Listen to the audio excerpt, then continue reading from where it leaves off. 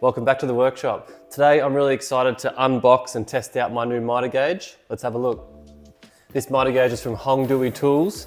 Comes really well packaged. This is the HD-MG21.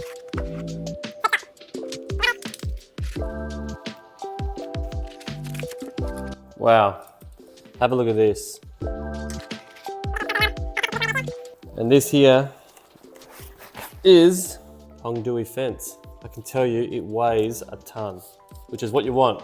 So as I put this into my miter slot, there's a little bit of left and right play, but that's fine because it comes with these 4 shims here, and as you actually tighten them, they push outwards into the slot, and that sort of gets rid of all the play. And what you want to do is you just want to tighten these a little bit, all 4 of them, until you get nice glide back and forth with no play left or right.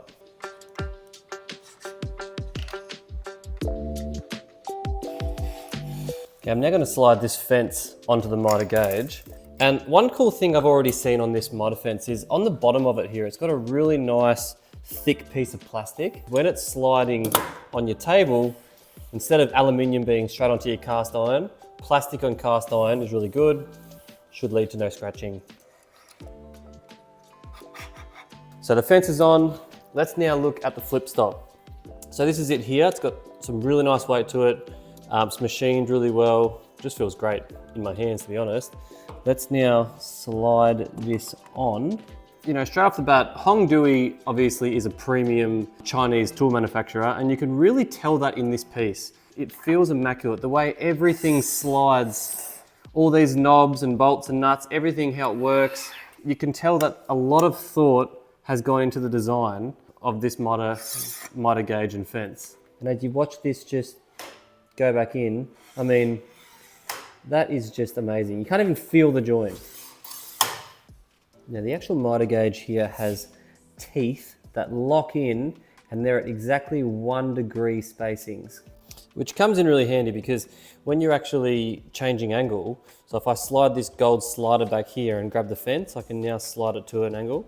So it'll actually lock in, like if I let that go, that's locked into 20 degrees. If I try and drop it on 19.5, it'll either lock into 19 or it'll lock into 20. Now the other cool thing about this is sometimes you don't want to cut on an exact degree. You know, sometimes you might want to do a cut on 10.5. You can set it to 10.5, tighten down this wheel here, and it will still allow you to make a cut on 0.5 degree difference.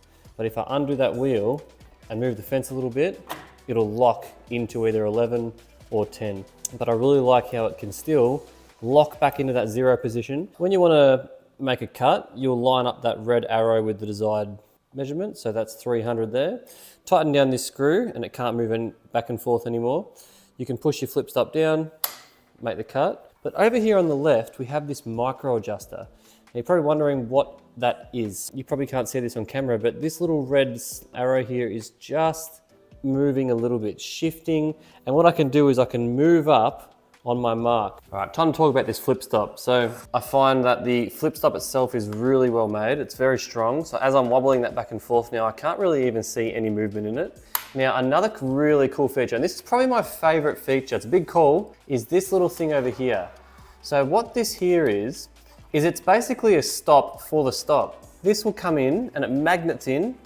I can then tighten that down, and now you cannot move that at all. You probably wouldn't use this all the time, but if you were like putting, you know, some heavy hardwood up against this stop, it may want to budge a little bit, but with this extra little backup here, you're not going to get any movement. Another really cool feature with this, this little backup stop, I'll call it, and I reckon I will use this a fair bit. You might want to make a few cuts at that measurement, but then you forgot you had to make another cut at another measurement. It's staying there in that position I was at before. I can then loosen that back off, bring my stop back until it magnets in, and then I can make a repeated cut at that old measurement. I really like that feature. If you're ever cutting, you know, a piece that has an angle like that, and obviously when you push that in, the stop's going to want to come up, and you're not really going to get a true reading if you want to do repeatable cuts with a nice angled piece like that.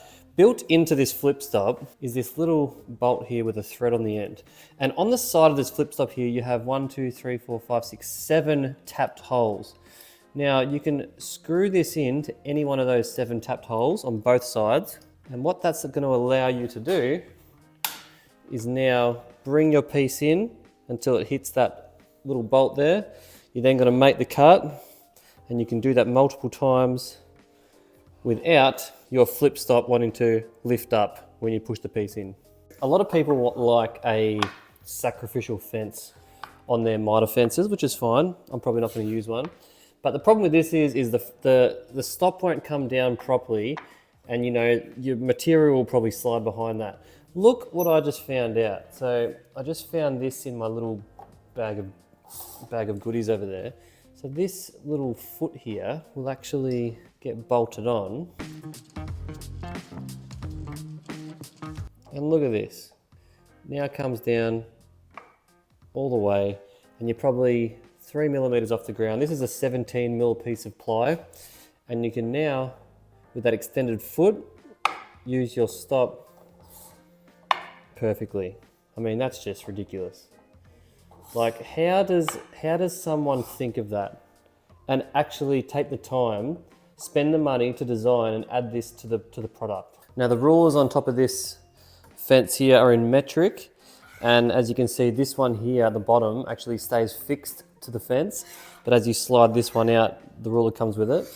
Now the cool thing about this, and my American viewers will like to know, that if you take out this little bolt here and this one down the other end, you can slide this out, flip it over, put it back in, and you have your Imperial. I'm sure a lot of you want to know about cut capacity. Just with the fence as it is like this, before it opens up, you can cut up to a 480 millimeters. And as you loosen this screw on the back here, you can then start sliding it out. Now, as I slide this out, there's actually an arrow that's printed onto the fence, and that stays where it is, and the actual ruler pulls out. So wherever I want to stop, if I want to stop on 700, I'll just line this arrow up on the 700 and tighten this up. Now this will go out to a whopping 910 millimeters. And as I tighten this down, these two thick steel bars here hold it nice and sturdy. These actually go right inside the fence and all the way out. I mean, there's a little bit of wobble when it's all the way extended, but it doesn't need to take any weight. The whole purpose of this is just to put your timber up against it, make your cut, and then slide it back in. I reckon I've shown you most the features of this miter gauge here now. What I'm going to do now is just square up and calibrate everything, making sure it's nice and square to my blade. I'm also going to check out my miter slot here and see if my blade needs any adjustments. Haven't done that in a while. Then I'm actually going to give this thing a whirl and see how it cuts.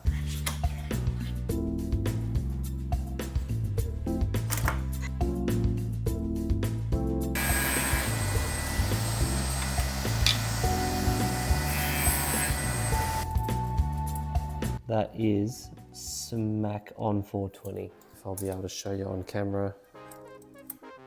Don't know if you're...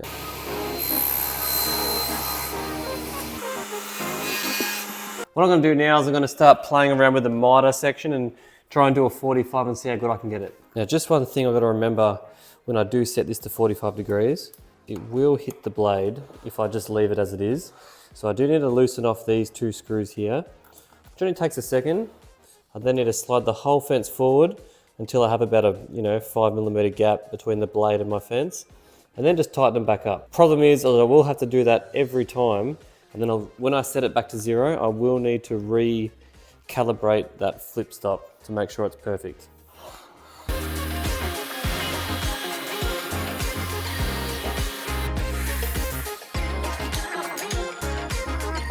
Nice and tight. I don't know if you can see that, but it's perfectly straight across there. That cut is exactly 90 degrees. That's what I wanted. Right, I'm now going to try and cut something full width, 910 millimeters. Let's go.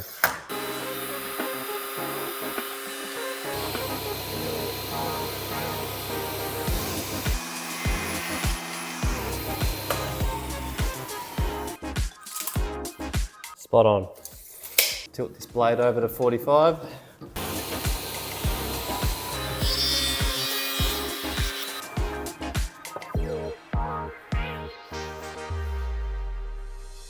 Okay, so what do I think? I think this miter gauge is an absolute weapon. It's so heavy, so well built. I've just tested it out for the last hour and I truly can't believe how amazing this is. I can really tell the manufacturers or the designers, whoever made this thing, have really thought about what they're doing when they've done it. There's nothing on this miter gauge that doesn't need to be there. And I'm so happy that now I get to use this miter gauge as part of my workshop. I'd just like to thank Hongdui Tools for sending me out this miter gauge because I know this is going to become a really big part of my woodworking career. Thanks for watching this video, and if you got something out of it, please hit that like and subscribe button, drop a comment if you want, and I'll see you in the next video. Peace.